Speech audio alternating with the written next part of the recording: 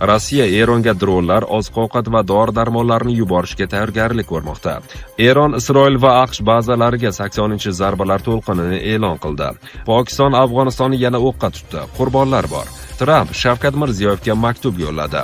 Lukashenko Kim Chen Inga har ehtimolga qarshi avtomat sovg'a qildi. Tramp Eron bilan sulh tuzilganini e'lon qilmoqchi. Urush nazoratdan chiqib ketdi. Guterres. Endi esa batafsil. Shavkat uka, qalaysan, yaxshimisan? Charchamayapsanmi? Ishlaring yaxshimi?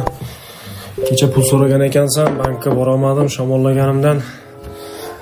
Tezda degan programma bor ekan, o'shandan yuborib qo'ydim. Humo Uzkartga yuborsa bo'lar ekan. Ha, kursi ham yaxshi, ancha baland ekan.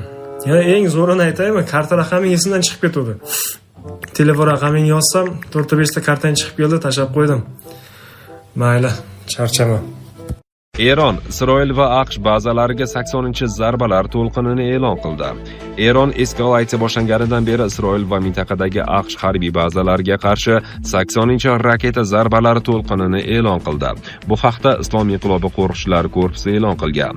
Islom inqilobi qo'riqchilari korpusi asosiy nishonlari Isroilning shimolidagi kuchlar to'planadigan hududlar ekanligini ta'kidladi.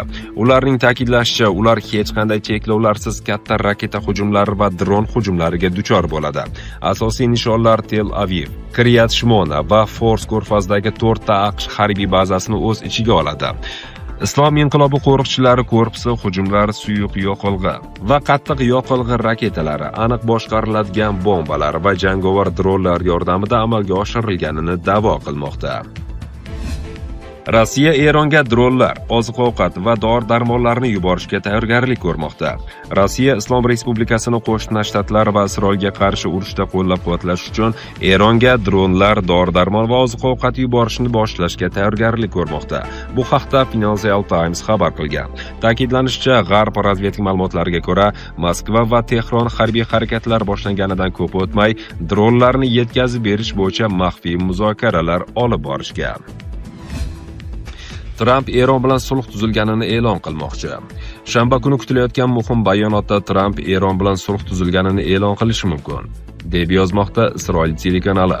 Donald Tramp shu shanba kuniyoq Eronda o't ochishni to'xtatish haqida e'lon qilishi kutilmoqda. 12-kanal tarqatgan xabarda aytilishicha, AQSh va Eron o'rtasida yakuniy va batafsil kelishuvlarga erishilmagan taqdirda ham bunday bayonot berilishi ehtimoldan xoli emas. Telekanal xabarlariga ko'ra, tomonlar o'rtasida aniq bir shartnoma imzolanishi imkoni past bo'lsa-da, umumiy kelishuvga erishish ehtimoli yuqori.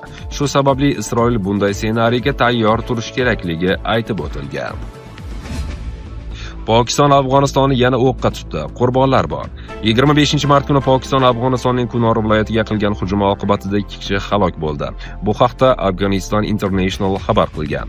Qayd etilishicha, Pokiston so'nggi 24 soat ichida Kunor viloyati markazi hamda Sarkano, Manogay va Nari tumanlariga 25 ta minomyot snaryadi otgan.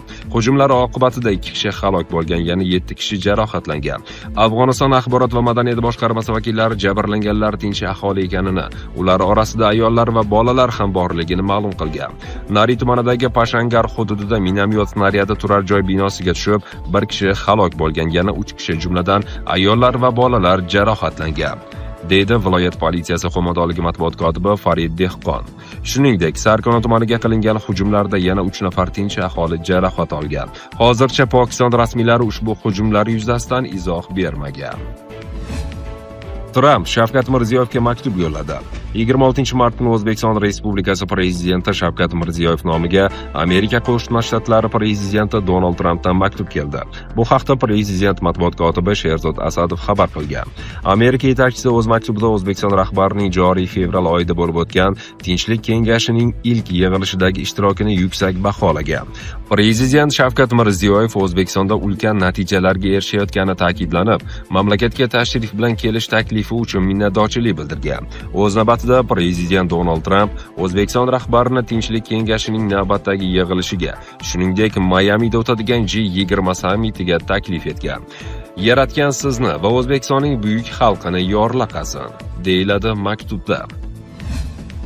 Lukashenko Kimga har ehtimolga qarshi avtomat sovg'a qildi.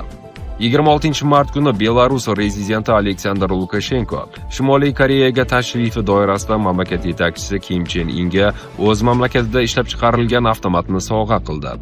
Sovg'a almashish lavhalarini Belarusning Pulperova kanali e'lon qildi. Belarus fuqarosi Kim Chen Inga Kalashnikov avtomat bazasida ishlab chiqarilayotgan qurolni sovg'a qilgan. Mana biz o'qotar qurollar ishlab chiqarishni boshladik, deydi Lukashenko.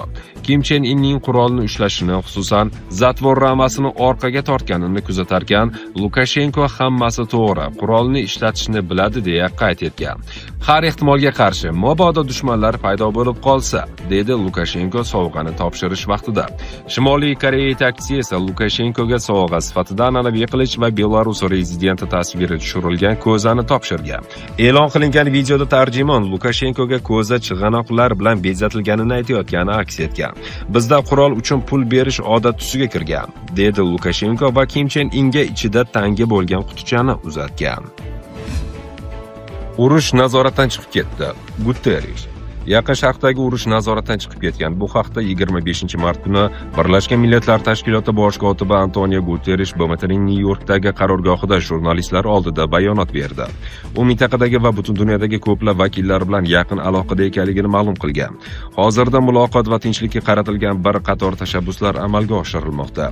Ular muvaffaqiyat bilan yakunlanishi kerak. Men hozirgina Jean Arnoning mojaroni va uning oqibatlarini hal qilish bo'yicha BMT harakatlariga rahbarlik qilish uchun o'zimning shaxsiy vakilim etib tayinladim. Mening Qo'shma Shtatlar va Isroilga yo'llagan murojaatim shundan iboratki, urushga chek qo'yish vaqti keldi. Mening Eronga murojaatim, qo'shnilaringizga hujum qilishni to'xtating, deydi Guterres. Antonio Guterres Hormuz bo'g'ozida kemalar qatnovi erkinligi tamoyiliga rioya qilishga chaqirgan. Shuningdek, u bo'g'ozning uzoq vaqt yopilib qolishi, global ekish mavsumi boshlangan muhim paytda neft, gaz va o'g'itlar yetkazib berishni falaj qilib qo'yishini aytgan. Inqiroz oqibatlarini mintaqadagi va uning tashqarisidagi tinch aholi o'z tanasida his qilmoqda.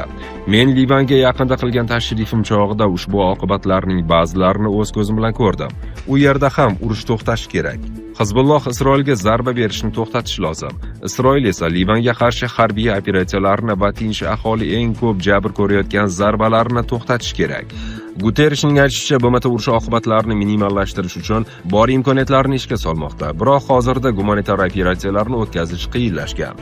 Bizga bu halokatdan chiqish yo'li kerak. Chiqish yo'li diplomatiyada. Chiqish yo'li xalqaro huquqqa to'liq rioya qilishda. Chiqish yo'li tinchlikda, deb ta'kidlagan Guterres.